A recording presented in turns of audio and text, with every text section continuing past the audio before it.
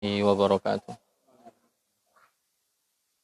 Alhamdulillahi hamdan katsiran tayyiban mubarakan fih kama yuhibbu rabbuna wa yarda wa asyhadu an la ilaha illallah wahdahu la syarika lah wa asyhadu anna Muhammadan abduhu wa rasuluhu la nabiyya wa la rasula ba'dah.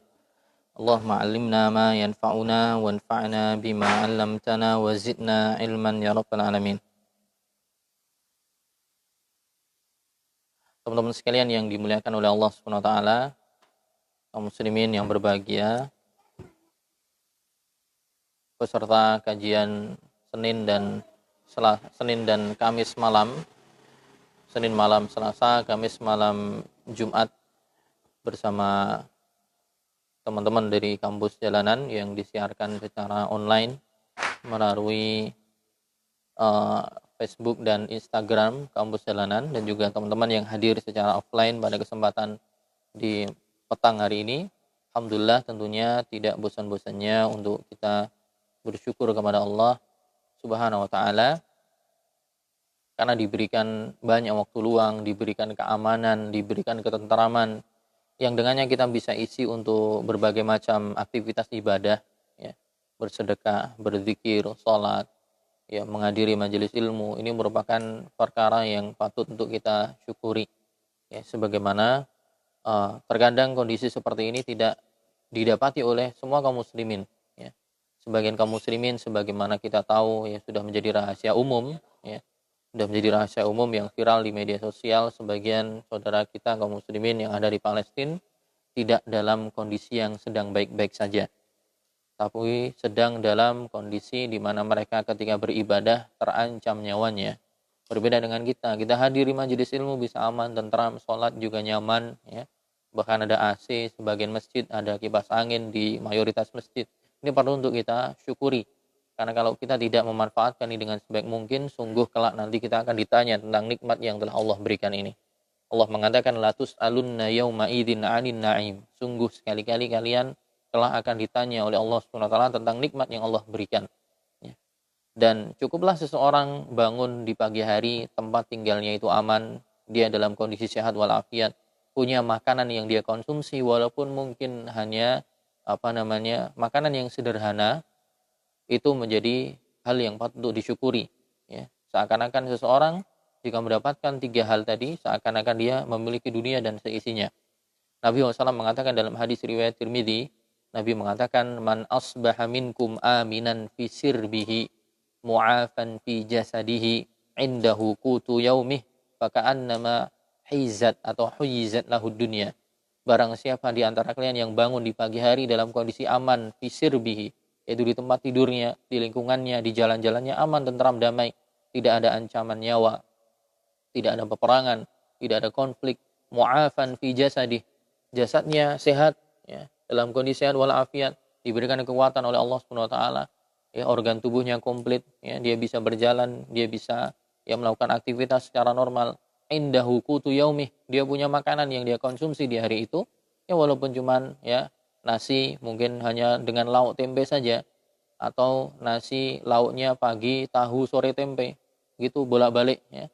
Kemudian sayurnya juga sayur tempe, disyukuri. Kata Nabi SAW, huyizat lahu dunia, seakan-akan dia seperti orang yang diberikan dunia seisinya. Karena apalah arti seorang yang punya kekayaan yang banyak, punya harta yang melimpah, tapi dia tinggal di tempat yang konflik, tidak bisa menikmatinya. Sebagaimana dia punya, ya, kekayaan yang banyak, dia di tempat yang aman, tapi dia tidak sehat, komplikasi, gagal jantung, gagal ginjal, ya, kemudian kolesterol dan yang lainnya, sama saja tidak bisa menikmati. Atau dia pun tinggal di tempat yang nyaman, kemudian juga dia punya badan yang sehat, tapi tidak punya makanan yang dia konsumsi di hari itu, busung lapar, ya, kekurangan makanan juga sama. Maka kita yang diberikan hal-hal tadi patut untuk bersyukur pada Allah, manfaatkan dengan baik. Ya, Ramadan habis bukan berarti semangat beribadah habis, tetap kita lanjut, ya. Majelis ilmu tetap jalan, ibadah yang lain kita lakukan. Itu yang cukup untuk kita lakukan sampai kapan? Sampai ajal menjemput kita. Allah mengatakan wa'budu rabbaka hatta ya'tiyakal yakin. Sembahlah Tuhanmu wahai Muhammad, ya, sampai yakin, yaitu ajal menjemput kalian.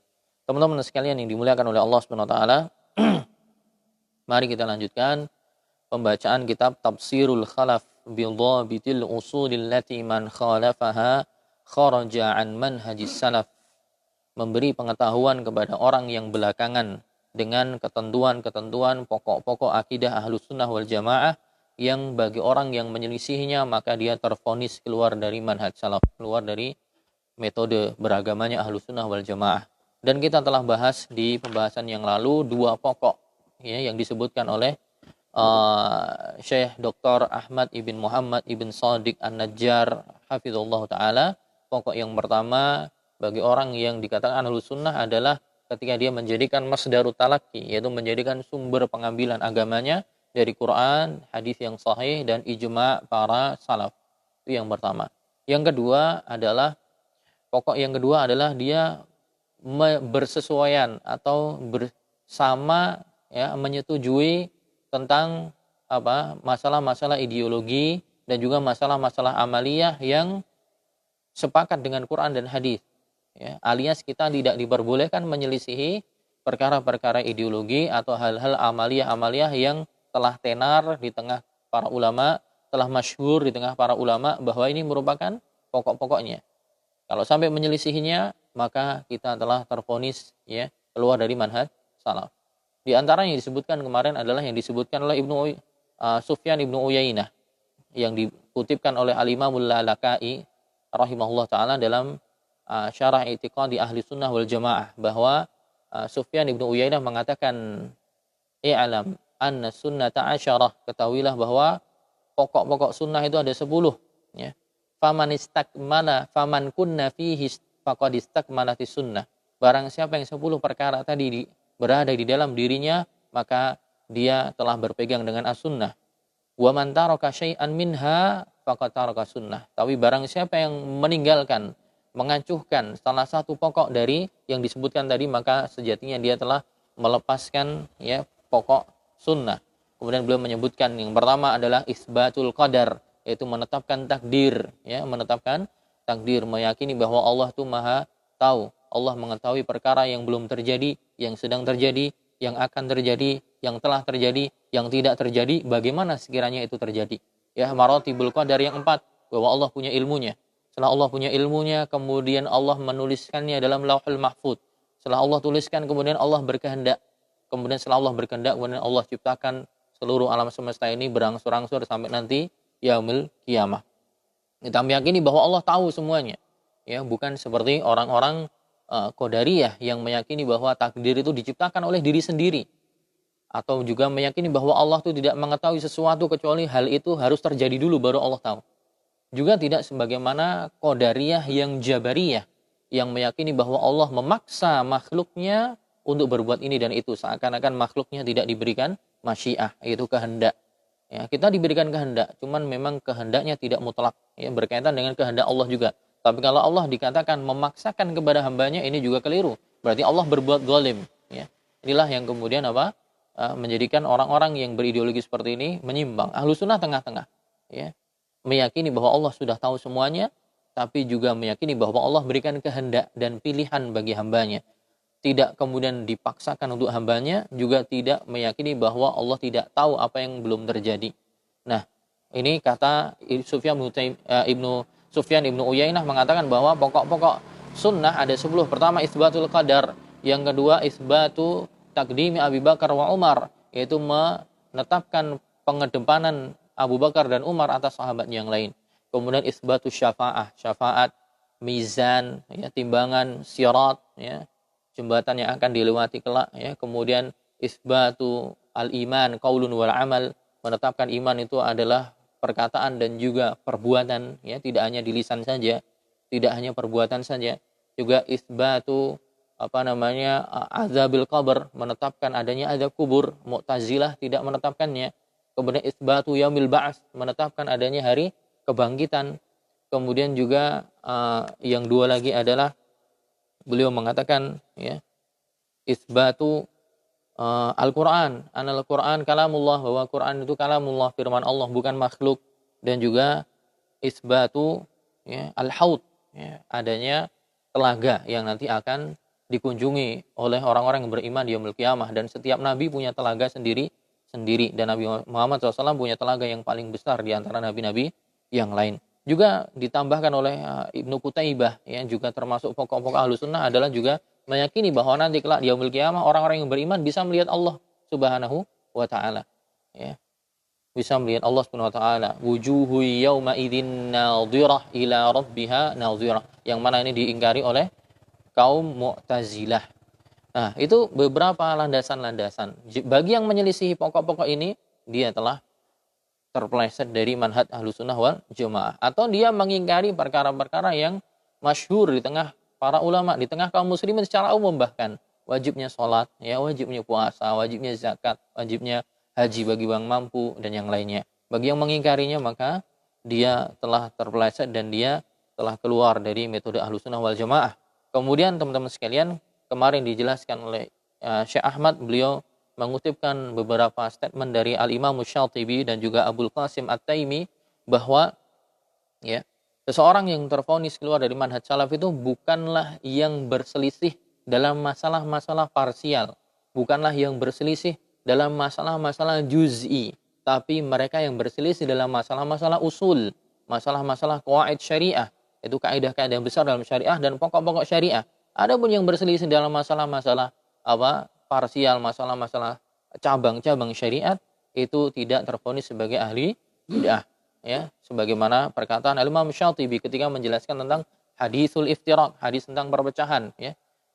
Perpecahan yang tercela laisa yuradu bi itlaqihi, perpecahan yang sataftariku ummati ala 73, umatku akan terpecah menjadi 73 golongan, semuanya di neraka kecuali satu, ya, ma ana alaihi al-yaum wa ashabi, yaitu satu kelompok yang kata Nabi SAW masuk surga adalah orang-orang yang berada di atasku, orang-orang yang berada di atas sesuatu yang kami berada di atasnya sekarang, yaitu kami dan saya dan sahabat-sahabatku. Maksudnya mengikuti metode beliau dalam beragama. Nah, perpecahan yang tercela ini bukanlah perpecahan dengan makna mutlak alias mencakup semua perpecahan, namun maksudnya adalah perpecahan dalam masalah, ya, berselisih dalam masalah usul.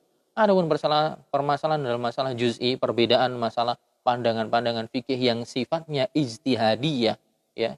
Sifatnya ijtihadiyah, bisa masuk perkara fikih, bisa masuk perkara akidah juga nanti, yang memang sifatnya ijtihadi.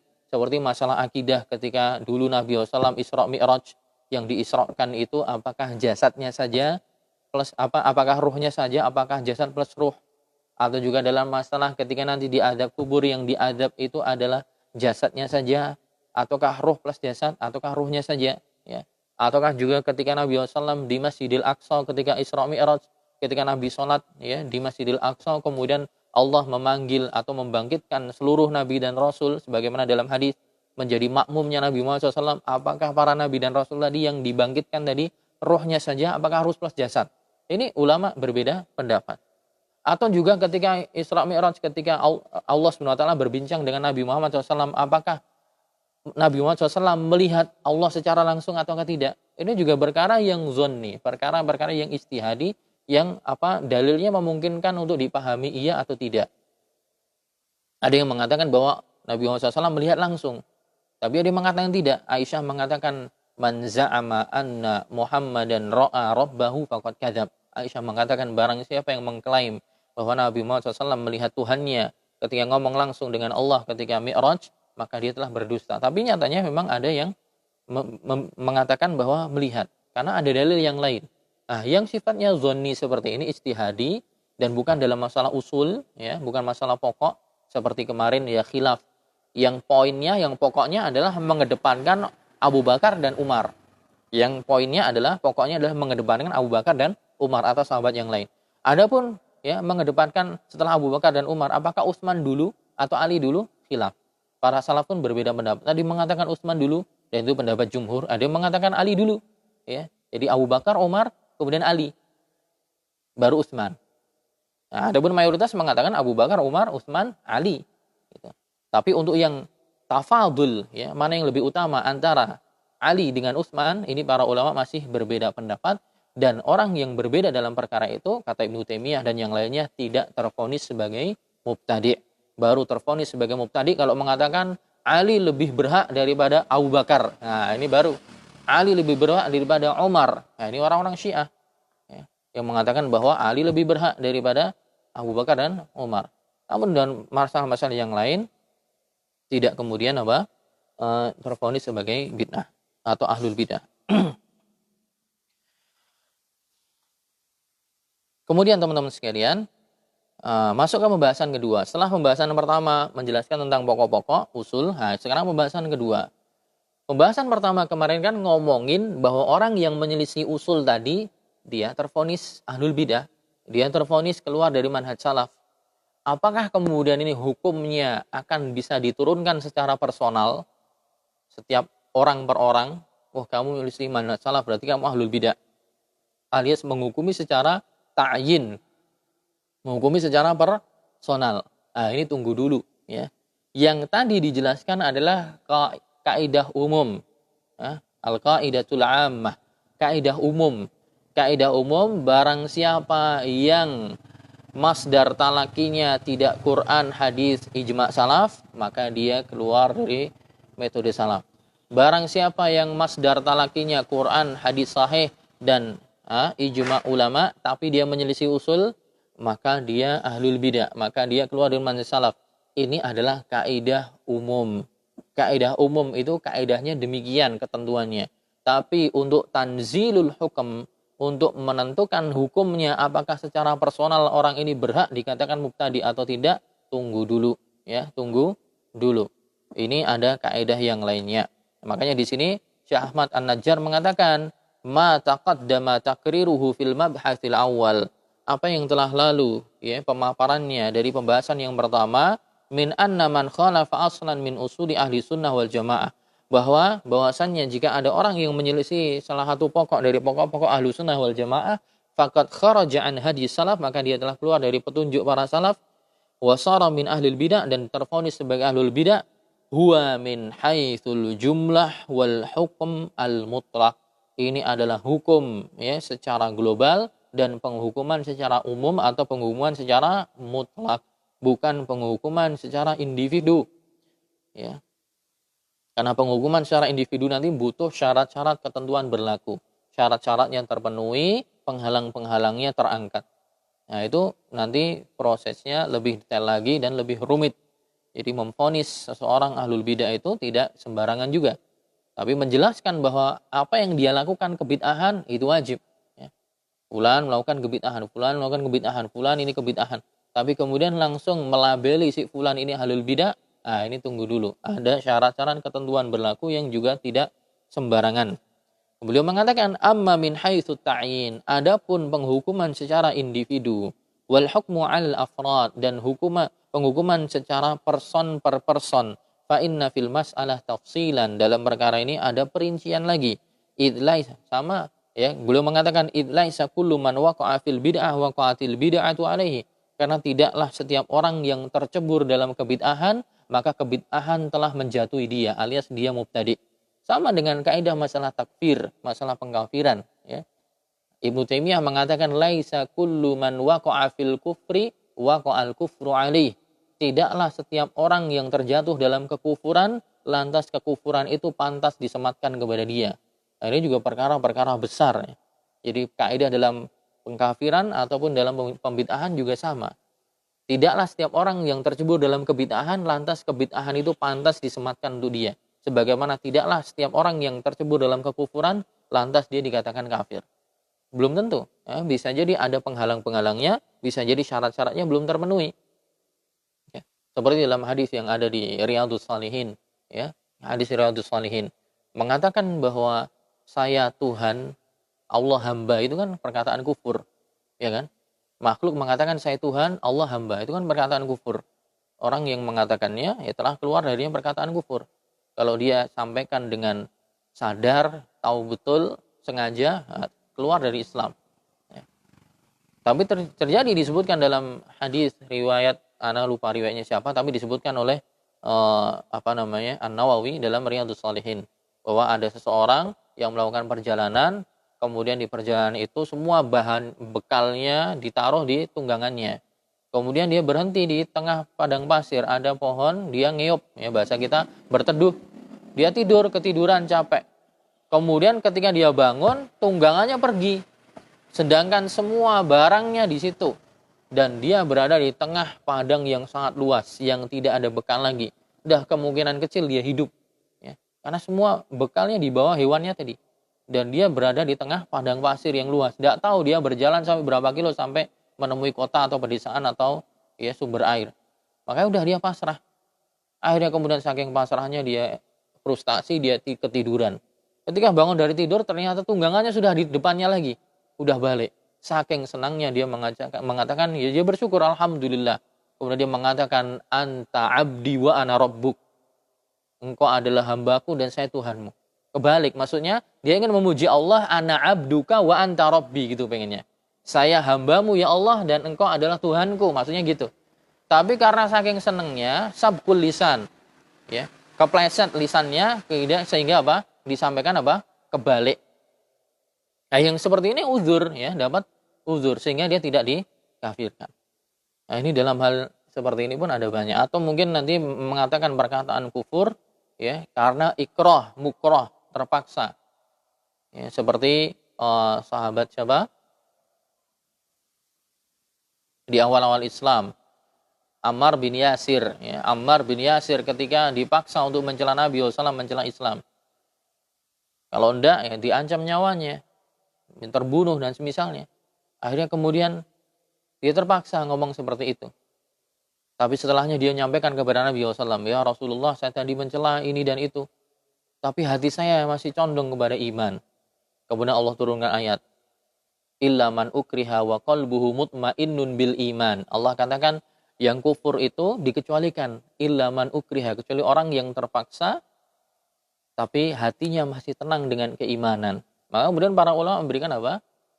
Kaidah di situ. Orang yang dipaksa misalnya ditangkap oleh musuh, kemudian pedang ada di kepalanya, kemudian pistol ada di kepalanya, kemudian dia disuruh mengucapkan kalimat kekufuran, misalnya dia disuruh bersyahadat, tapi bersyahadat agama lain misalnya. Kalau enggak dibunuh, ya. Maka dari ayat tadi, kisah tadi, dibolehkan seorang pura-pura dulu. Dia mengatakan perkataan kufur tapi hatinya tetap beriman pada Allah SWT.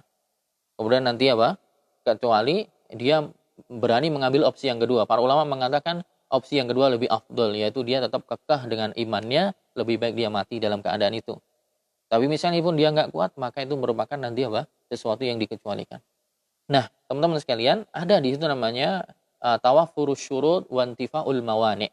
Dalam pengkafiran itu ada terpenuhnya syarat dan hilangnya mawani', penghalang-penghalangnya. Sebagaimana dalam masalah tabdi', kebid'ahan juga harus terpenuhi syarat-syaratnya dan hilang penghalang-penghalangnya. Makanya di sini Syekh Ahmad An-Najjar mengatakan laisa kullu man waqa'a fil bid'ah, tidak setiap orang yang tercebur dalam kebid'ahan lantas dia tervonis sebagai mubtadi'. Wa dzalika anna rajula idza kana muwaliyan lis-salaf wa masdarul istidlal 'indahu muwafiqan li ma'ali salaf.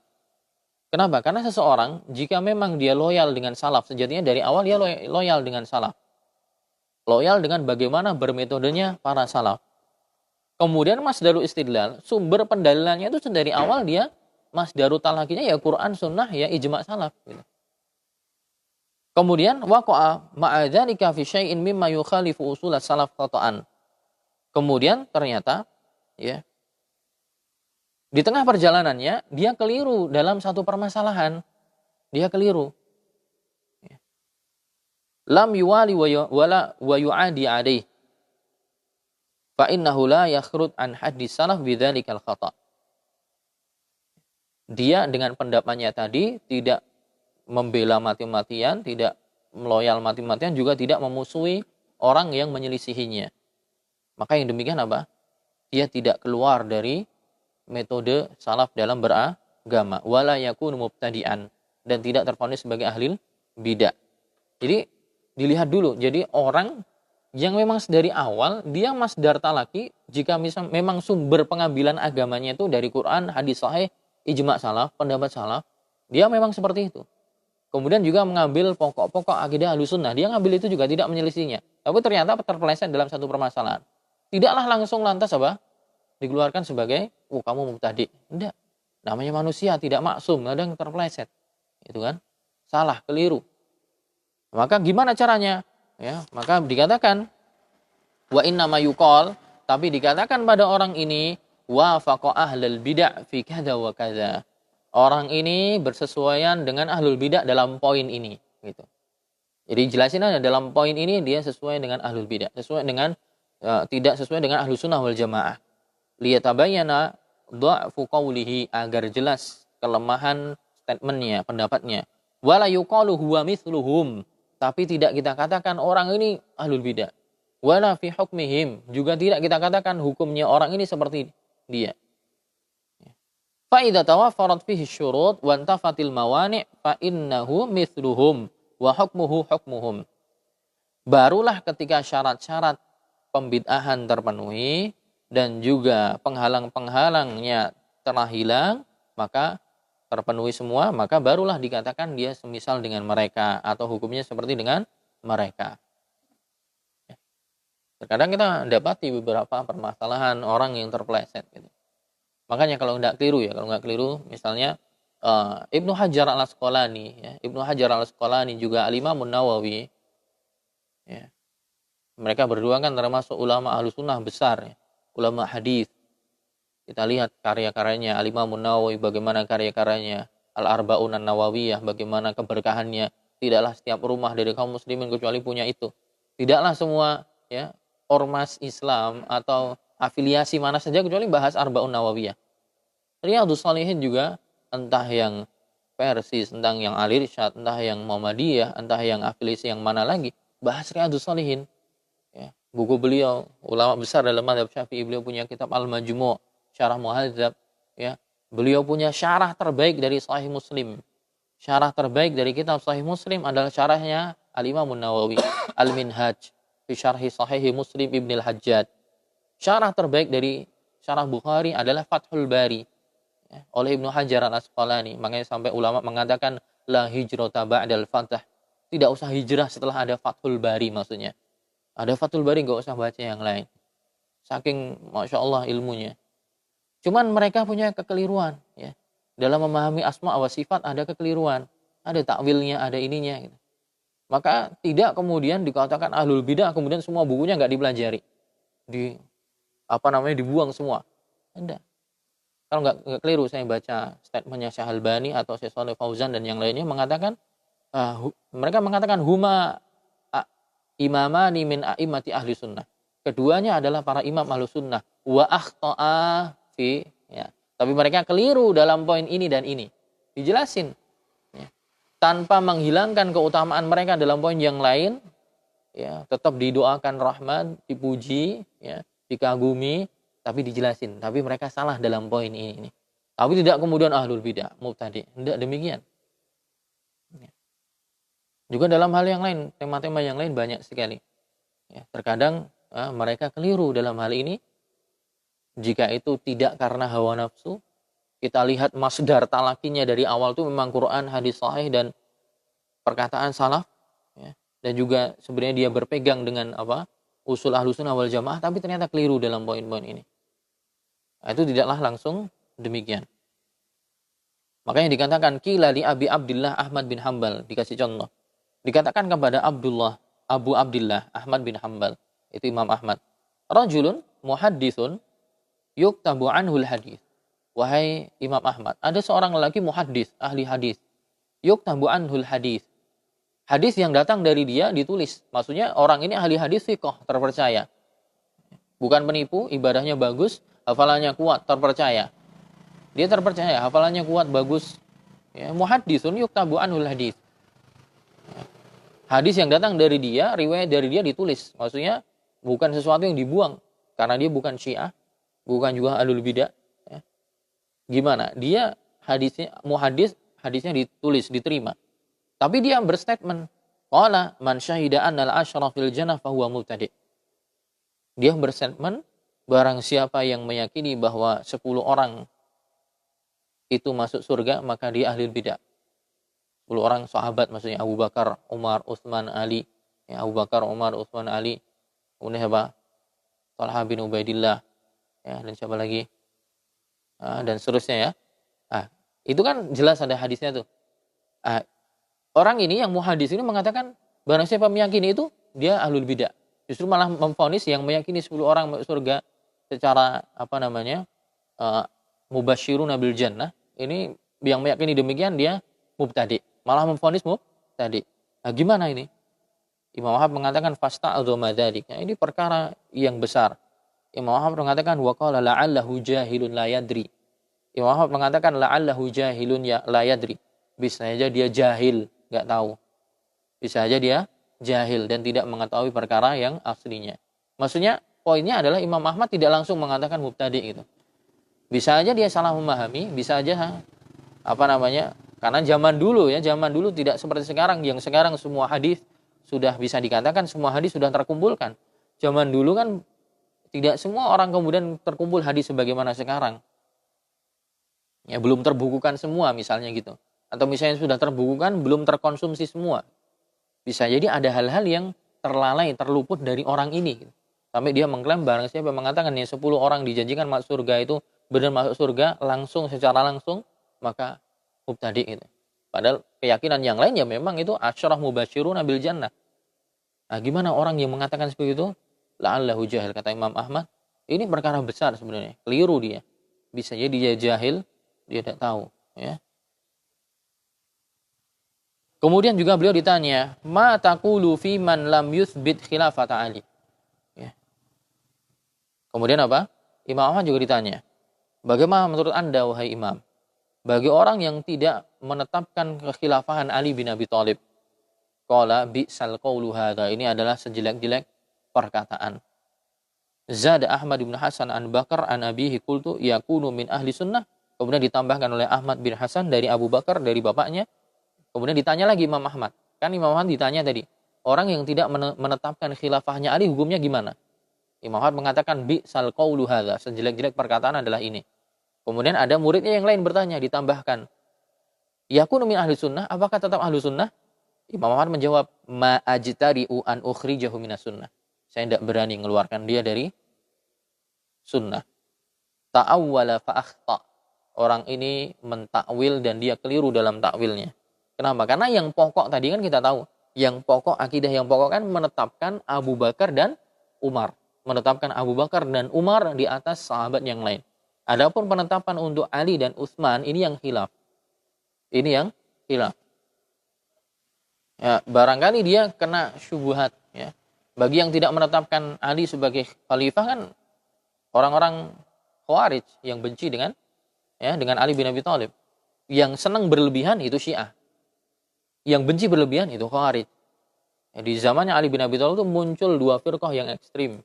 Yang satu cinta sama Ali berlebihan, itu yang Syiah. Yang benci sama Ali berlebihan, itu yang Khawarij. Nah, tapi Imam Ahmad tidak kemudian tergesa-gesa. Ma'ajtari'u, artinya ma kuntu mujtari'an. Ya, saya tidak berani untuk mengeluarkan dia dari sunnah. Karena bisa jadi orang ini menetapkan Abu Bakar dan Umar, tapi dalam masalah Ali aja dia bermasalah. Kemudian ya, ditambahi dalam riwayat yang lain disebutkan oleh Abul Qasim At-Taimi dalam Al-Hujjah fi Bayanil Mahajjah dari Ahmad bin Mani' Al-Baghawi rahimahullah, beliau mengatakan man za'ama annal Qur'an makhluk fahuwa jahmi. Barang siapa yang mengklaim bahwa Al-Qur'an itu makhluk, bukan firman, maka dia jahmiyah. Ya, pemahaman jahmiyah. Pemahaman yang diadopsi dari Jaham bin Safwan. Ya. Atau dia Mu'tazilah juga bisa. Tapi waman waqafa fihi fa in kana mimman la ya'qil, tapi barang siapa yang abstain. Benar ya? Abstain itu apa? Diam ya. Diam, enggak ngomong. Dia ditanya, Quran itu makhluk enggak? Dia enggak bilang iya, enggak bilang tidak juga. Diam aja. Enggak tahu. Barang siapa yang mengatakan Quran makhluk, Jahmi, Mu'tazili. Tapi barang siapa ditanya, Quran makhluk bukan? Diam dia. Harusnya kan dia bilang firman Allah gitu kan? Kalamullah, ahlu sunnah bilang gitu. Tapi dia diem. Seakan-akan ragu kalau bilang kalamullah, ragu. Bilang makhluk juga mungkin ragu, tengah-tengah. Nah ini juga orang ini nggak langsung juga Pak. Nggak langsung dikatakan mubtadi. Karena yang jelas mubtadi tadi yang meyakini Quran yang meyakini Quran makhluk.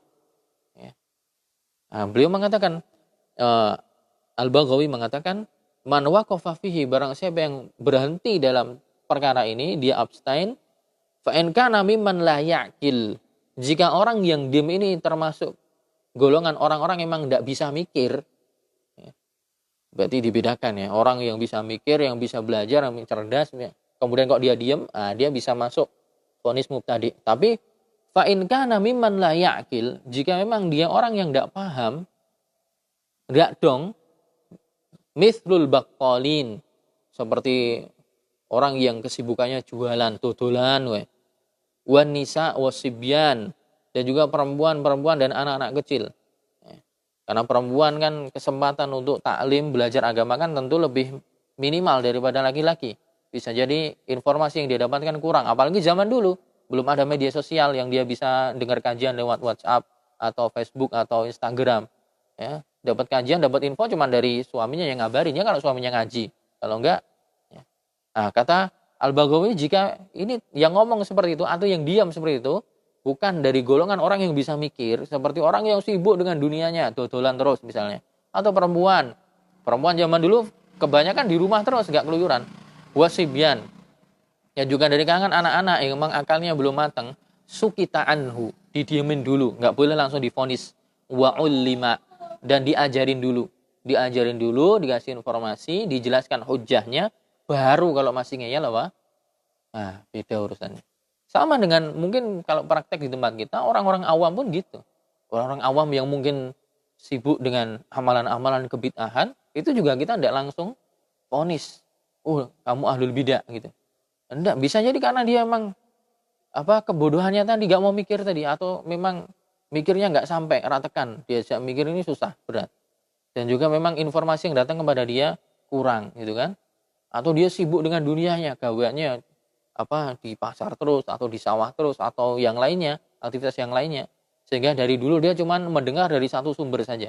Ya kita dakwain dulu pelan-pelan gitu loh, alasannya gini, ya baru kalau kemudian sudah semua dijelaskan, kok tetap ngeyel, kekeh, berarti ini pengikut hawa nafsu, ya pengikut hawa nafsunya, dan dia baru dikatakan telah menyimpang dari manhaj salaf.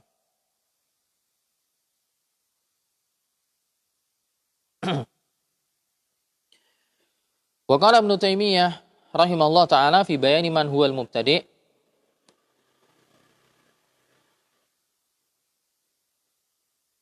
dan orang-orang seperti itu, idza lam yaj'alu mabtada'uhu qawlan yufariquna bihi jama'ahal muslimin yuwaluna 'alaihi wa yu'aduna, kana min nau'il khata'. Ibnu Taimiyah mengatakan, dan contoh yang demikian, orang-orang yang demikian, yang mereka tidak menjadikan apa yang telah mereka perbuat dari sebuah kebid'ahan sebagai statement yang dengannya memecah belah jamaah kaum muslimin. Mereka tidak loyal dengan pendapat itu, juga tidak memusuhi atas dasar pendapat tadi, kana min nau'il khata'.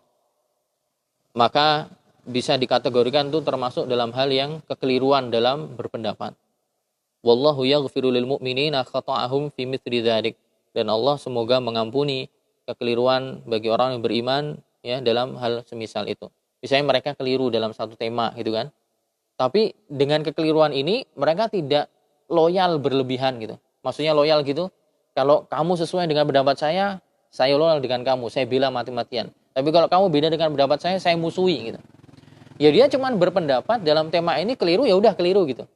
Tidak kemudian membangun wala dan barok di atas pendapat ini. Ini juga nanti jadi bid'ah juga. Ya. Seperti ya yang terjadi di sebagian kita juga ya, dulu 20 tahun belakangan ya. 15 tahun belakangan yang masalah misalnya yang ngambil dana dari satu yayasan yang dianggap itu yayasan ini ada afiliasi kepada bantuan kepada teroris gitu kan. Kemudian ada sebagian pondok-pondok di Indonesia menerima bantuan itu. Ya. Padahal masalah boleh nerima atau hendaknya itu kan masalah fikih gitu kan. Boleh tidak nerima itu. Taruhlah misalnya yang nerima itu keliru dalam berpendapat. Tapi ketika kekeliruan ini kemudian dijadikan loyalitas. Kalau kamu ikut pendapat saya, mengatakan itu tidak boleh, berarti kamu bersama saya.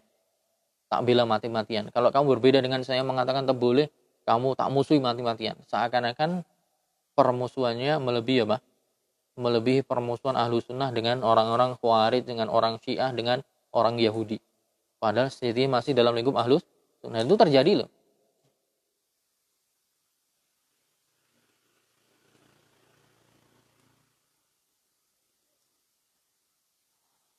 Walihada waqa'a fi mithli hadha katsirun min salafil ummah wa a'immatiha. Oleh karenanya yang demikian, banyak dari kalangan para a'immatus salaf dahulu mereka juga terjatuh dalam kekeliruan seperti ini. Lahum maqalatun qaluha bijtihad. Mereka dahulu juga punya statement-statement yang mereka keluarkan atas dasar ijtihad mereka. Wa hiya tukhalifu ma tsabata fil kitab was sunnah. Dan memang statement yang mereka keluarkan ternyata apa? Ternyata menyelisihi Quran dan hadis. Setelah jelas ternyata menyelisihi. Nah, jika kemudian mereka tidak membangun wala dan barok dengan pendapat itu, tidak ada masalah. Mereka tetap ahlu sunnah. Cuman apa? Ya mereka keliru dalam poin ini. Gitu. Jadi mereka mengeluarkan statement yang ternyata menyelisihi Quran dan hadis. Bisa aja kalau kita bahas tentang apa sebab-sebab khilafnya ulama, itu karena ada banyak sebab kenapa mereka berselisih. Bisa jadi emang ilmunya belum sampai gitu. Kayak misalnya Ali bin Abi Thalib. Ali bin Abi Thalib dengan Ibnu Abbas. Dahulu pernah apa? Keliru dalam berpendapat tentang masalah perempuan yang hamil. Perempuan yang hamil, tapi dia punya suami. Perempuan yang hamil, dia punya suami. Suaminya meninggal. Nah, suaminya meninggalkan istri yang sedang hamil. Nah, masa iddahnya berapa? Masa iddahnya perempuan ini berapa lama? Karena ada 2 ayat. Ayat yang pertama mengatakan wa ulatul ahmali ajaluhunna an yadhna hamlahunna. Ayat pertama mengatakan wa ulatul ahmal. Mereka perempuan-perempuan yang hamil ajalnya itu masa iddahnya sampai dia melahirkan. Ada ayat yang lain yang ngomongin secara khusus perempuan yang ditinggal mati oleh suaminya. Kalau tadi hanya menjelaskan perempuan yang hamil. Entah hamilnya kemudian dicerai suaminya atau ditinggal mati suaminya, pokoknya iddahnya sampai melahirkan. Tapi ada ayat yang lain yang menjelaskan perempuan yang ditinggal mati oleh suaminya. Tapi tidak menjelaskan apakah ditinggal mati itu dalam kondisi hamil atau tidak hamil. Allah mengatakan walladzina yutawaffawna minkum wa yadharuna azwajan yatarabbasna bi anfusihinna arba'ata asyhurin wa asyra. Yang perempuan-perempuan ya yang ditinggal wafat oleh suaminya, ditinggal pergi wafat oleh suaminya, maka masa iddahnya untuk tarabbus, yaitu menetap berdiam diri arba'ata asyhurin wa asyra. 4 bulan 10 hari. Nah, yang satu mengatakan perempuan hamil ajalnya adalah ajal di situ maksudnya adalah masa iddahnya adalah sampai melahirkan. Yang satu mengatakan perempuan tinggal wafat suaminya maka 4 bulan 10 hari. Nah, gimana ya? Diambil yang mana? Apakah sampai melahirkan atau 4 bulan 10 hari? Karena belum ada penjelas yang sharih, maka Ibnu Abbas dan Ali bin Abi Thalib beristihad. Walaupun istihadnya akhirnya keliru. Karena ayat wa ulatul ahmal itu mengandung keumuman. Keumumannya adalah intinya pokoknya semua perempuan yang hamil, entah dicerai, entah ditinggal wafat suaminya, pokoknya secara umum yang penting hamil adalah masa iddahnya sampai melahirkan. Sebaliknya yang satu juga mengandung keumuman dalam satu tinjauan. Itu perempuan yang ditinggal wafat oleh suaminya, perempuan apa aja. Hamil, tidak hamil, pokoknya 4 bulan 10 hari. Akhirnya kemudian mereka Ali dan juga Ibnu Abbas berpendapat bahwa masa iddahnya adalah bi'akhdhi atwalil ajalain, yaitu dengan mengambil masa waktu iddah yang paling lama. Jadi dua-duanya diamalkan. Misalnya ada perempuan yang hamil ditinggal wafat suaminya, ya. Misalnya ada perempuan yang hamil ditinggal wafat suaminya dan ditinggal wafatnya adalah ketika dia di kehamilan bulan ke-7, ya kan? Bulan ke-7 suaminya wafat. Berarti kan 2 bulan lagi melahirkan tuh. Nah, 2 bulan lagi melahirkan. Nah, tapi 2 bulan ini lebih pendek atau lebih panjang daripada 4 bulan 10 hari? Lebih pendek. Berarti ketika misalnya ada perempuan yang hamil dan dia tinggal wafat, suaminya mendekati waktu lahiran, maka yang diambil adalah masa idah terpanjang, yaitu bukan yang sampai dia lahiran, tapi sampai 4 bulan 10 hari. Tapi kalau si perempuan ini hamil, masih di awal mula kehamilan, maka yang diambil adalah masa idah terpanjang. Bukan dia masa idahnya 4 bulan 10 hari, tapi apa? Sampai lahir. Misalnya dia hamil bulan kedua, gitu kan, suaminya meninggal, maka masih 7 bulan. Maka masa idahnya ada 7 bulan. Jadi diambil masa idah yang paling panjang. Karena dalam rangka mengkompromikan 2 ayat tadi. Ternyata ada dalilnya secara khusus. Dan itu belum sampai kepada Ali dan juga si siapa? Si Ibnu Abbas. Hadisnya sahabiyah namanya Subai'ah al-Aslamiyah. Perempuan namanya Subai'ah al-Aslamiyah. Suaminya meninggal let pirang dino atau selang beberapa hari lahir. Jadi dia hamil tua, suaminya meninggal. Kemudian selang beberapa hari lahir. Gitu. Dan kemudian Nabi SAW mengizinkan untuk dia menikah karena sudah ada yang nunggu. Nah, jadi ada orang yang sudah minat gitu. Ketika si Subai'ah ini tinggal wafat suaminya, selang berapa hari kok melahirkan. Sudah ada yang minat dengan si sahabiah tadi. Dan dia tanya pada Nabi SAW, kemudian diizinkan untuk menikah. Berarti ini apa?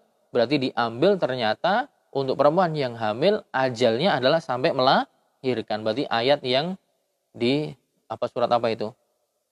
Surat At-Tolak ya. Yang para ulama mengatakan surat At-Tolak itu adalah surat An-Nisa As-Sughra, surat Nisa kecil. At-Tolak, karena ngomongin tentang perempuan. Ya. Berarti perempuan ketika ditinggal wafat suaminya, ya, atau misalnya diceraikan oleh suaminya, maka masa idahnya sampai melahirkan.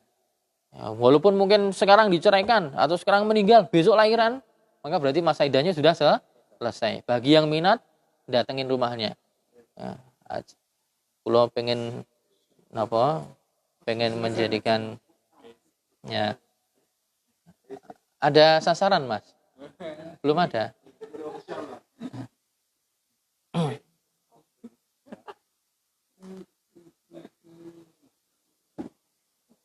Ya, mungkin itu dulu. Kita lanjutkan di pertemuan yang akan datang.